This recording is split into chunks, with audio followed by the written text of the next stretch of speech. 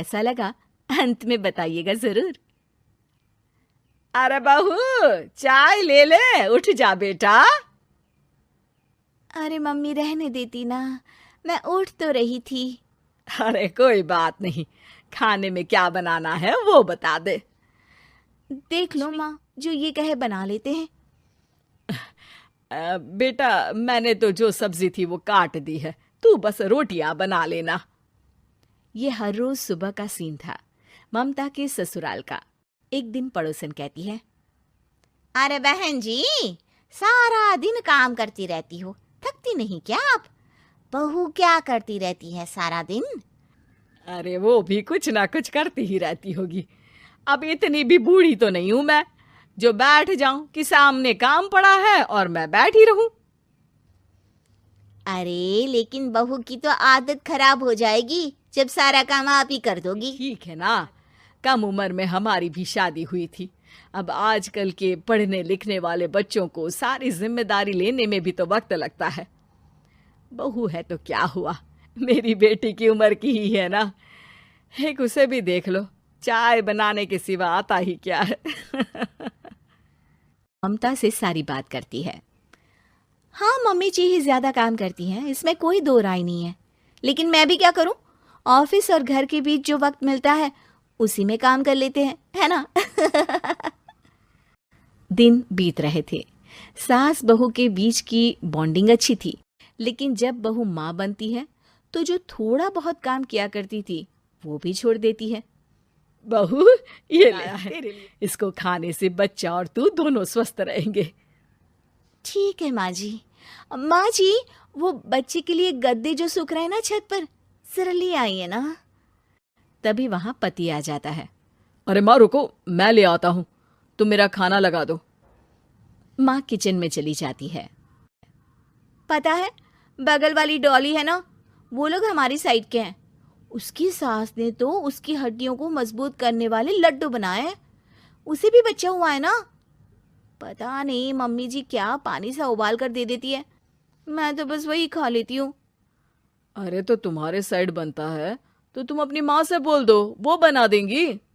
आहा, माँ की तबीयत ठीक नहीं रहती, तुम जानती हो ना, कैसे बनाएंगी वो?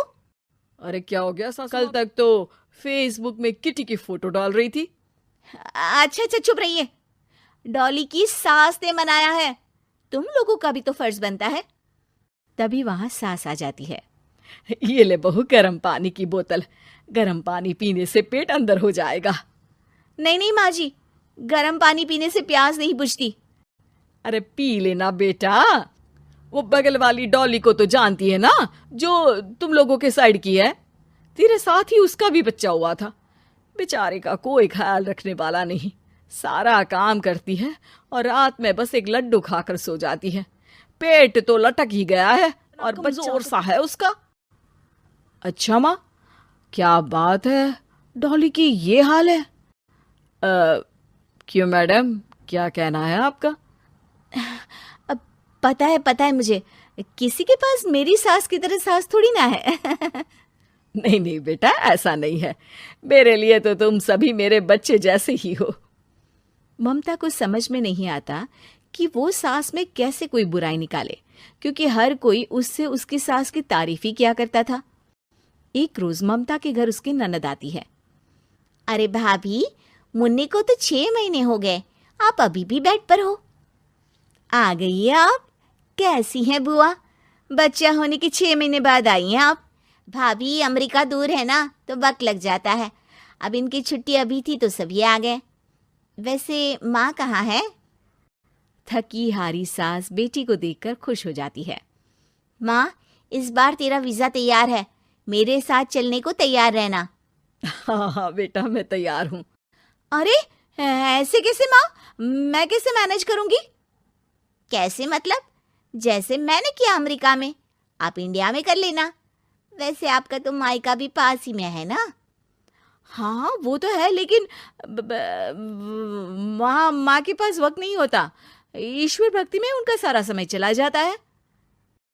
भाभी, बेटी परेशान तो माँ का ध्यान आरती में कैसे लग सकता है? समझ में ही नहीं आता। वैसे भी अब माँ को मैं अपने साथ ले जा रही हूँ। माँ को विदेश घूमने का शौक है ना। ममता मन मारकर चुप हो जाती है, लेकिन मन ही मन सोचती है कि वो कैसे सारा काम मैनेज करेगी। पति का खाना, नाश्ता, मुन्ने को नहलाना धुलाना, फिर रात भर इसके लिए दूध तैयार करना। माँ तो सारा काम करती थी। हे भगवान, ना भाई ना।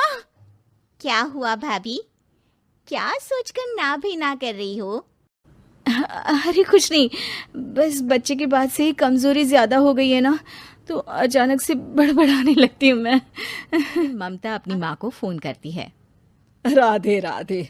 माँ मैं क्या करूँ, मेरी सास तो अमेरिका जा रही है बेटी के पास। अब घर का सारा काम, बच्चा, सब कैसे मैनेज करूँगी। तू आ जाना माँ कुछ महीनों के लिए मेरे पास। अरे ना ना ममता, मेरे बस की बात नहीं है काम धाम। अरे तू तो जानती है ना, मैंने तो तेरे भाई की शादी भी गरीब गांव की लड़की से इसीलिए ही की थी कि वो चुपचाप घर का सारा काम करे। वैसे भी अब तो आदत भी नहीं रही मेरी काम करने की। ममता को माँ पर बहुत गुस्सा आता है। ठीक है माँ, देख लूंगी मैं, लेकिन मेरी मुसीबत के वक्त आप मेरा साथ नहीं दे रही है। अब भूल जाना मुझे। ममता गुस्से में आकर फोन रख देती है और रोने लगती है, लेकिन बेचारी करे भी तो क्या। अब दोनों घर का काम करते, नेहा आराम करती, लेकिन अब आराम में भी उसे चिंता रहती। और फिर वो दिन भी आ जाता है जब ननद का जाने का वक्त आ जाता है। भाभी मैं जा रही हूँ, अपना और मुन्ने का ख्याल रखना। ममता सास को देखती है और गले लगकर रोने लगती है। माँ जल्दी आ जाना। सास मुस्कुराकर कहती है, कहाँ से ममता, मैं कहीं नहीं जा रही। मैंने देखा कि मेरे जाने की बात से ही तू परेशान हो गई थी, इसीलिए मैंने अपना जाना है। तू चिंता ना कर, मैं तेरे साथ ही रहूंगी। ममता को अपनी माँ की बात याद आती है कि कैसे उसके कहने पर भी ममता की परेशानी को समझने की बजाय उसने मना कर दिया, जबकि सास ने बिना कुछ कहे बहू की समस्या पढ़ ली। हाँ माँ, हम सब साथ चलेंगे बाद में दीदी के घर अमेरिका। आज से आप रानी बनकर रहना और मुन्ने को देखना। मैं समझ चुकी हूँ कि मेरा फर्ज क्या है।